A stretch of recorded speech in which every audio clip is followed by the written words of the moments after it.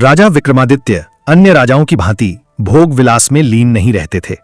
उनका मन सदैव प्रजाजन के सुख दुख तथा उनके निवारण के उपायों में लगा रहता था। वे मानते थे, जो शासक केवल अपने सुख की चिंता करे और प्रजा की उपेक्षा करे, वह रक्षक नहीं बल्कि भक्षक है। एक दिन प्रातःकाल 4 बजे राजा किसान के वेश में अकेले ही महल से निकल पड़े। वे एक दिशा में चलते हुए वन में पहुंचे। तभी सामने से एक भालू आता दिखाई दिया। भालू उनके आगे की ओर बढ़ गया, परंतु उसने राजा को नहीं देखा। कुछ दूर जाकर वह भालू भूमि पर लोटपोट हुआ और तत्क्षण एक 20 वर्ष की सुंदर कन्या में परिवर्तित होकर पास के कूने पर जा बैठा। राजा यह विलक्षण दृश्य छिपकर देखने लगे।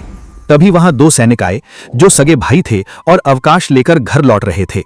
कन्या ने मुस्कुराकर बड़े भाई से पूछा, क्या आपके पास कुछ भोजन है? बड़े भाई ने कहा, नहीं। कन्या बोली, मुझे अत्यंत भूख लगी है। बड़ा सैनिक उसकी रूप माधुरी पर मोहित हो गया और बोला, यदि आप आज्ञा दें तो समीप के ग्राम से कुछ ले आऊं? कन्या ने कहा, आपको कष्ट होगा। बड़े ने उत्तर दिया, आपके लिए कष्ट क्या, मैं तो आपके लिए प्राण भी दे सकता हूं। कन्या ने कहा, तो जाइए ले आइए। बड़ा भाई भोजन लाने चला गया। कन्या ने अपनी साड़ी फाड़ रखी थी और रोने लगी। उसने बड़े भाई से कहा, तुम्हारा यह छोटा भाई मेरा अपमान करने लगा था, देखो छीना झपटी में मेरी रेशमी साड़ी फट गई। बड़े ने क्रोध में छोटे से पूछा, यह दुष्कर्म क्यों किया? छोटा बोला, मैं निर्दोष हूं, यह रसत्य कह रही है। बड़ा, तो क्या यह बिना कारण रो रही है? क्रोध में आकर बड़े भाई ने तलवार निकाल ली। छोटा भी तलवार संभालकर खड़ा हो गया। दोनों में भीषण युद्ध हुआ और 5 मिनट में दोनों भाई भूमि पर गिरकर प्राण त्याग बैठे। कन्या हंसने लगी, फिर भूमि पर लोटपोट होकर एक काला सर्प बन गई और आगे बढ़ गई। आगे एक नदी थी, बीच धारा में एक बड़ी नाव थी जिसमें 300 लोग बैठे थे। सर्प जल में कूद पड़ा और सीधा नाव की ओर बढ़ा। लोग भयभीत होकर नाव के एक ओर भागे, जिससे नाव पलट गई और सभी लोग डूबकर मर गए।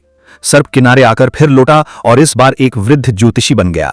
श्वेत दाढ़ी, ललाट पर चंदन, हाथ में पत्रा और पैरों में खड़ा हूं। राजा ने आगे बढ़कर उसके चरण पकड़े और बोले, हे भगवान, मैं प्रातः से आपके पीछे हूं। भालू, कन्या, सर्प, ये सब रूप मैंने देखे हैं, कृपया अपना परिचय दें। वृद्ध ने कहा, मैं महाकाल हूं, गीता में वर्णित काल। मैं परमात्मा का सेवक हूं। मृत्यु के योग्य प्राणियों को उनके समय पर मृत्यु देना ही मेरा कार्य है। राजा, हे महाकाल, मृत्यु से बचने का उपाय क्या है? महाकाल, राजन, जो संपूर्ण श्रद्धा से परमात्मा की शरण में आ जाता है, वह जन्म मरण के बंधन से मुक्त हो जाता है। तब न मेरा अर्थात काल का और न ही समय का और न ही प्रारब्ध का उस पर कोई अधिकार रह जाता है। वह मोक्ष को प्राप्त करता है। अंत में राजा ने महाकाल को प्रणाम किया और यह शिक्षा पाई कि काल और ईश्वर दोनों को कभी नहीं भूलना चाहिए।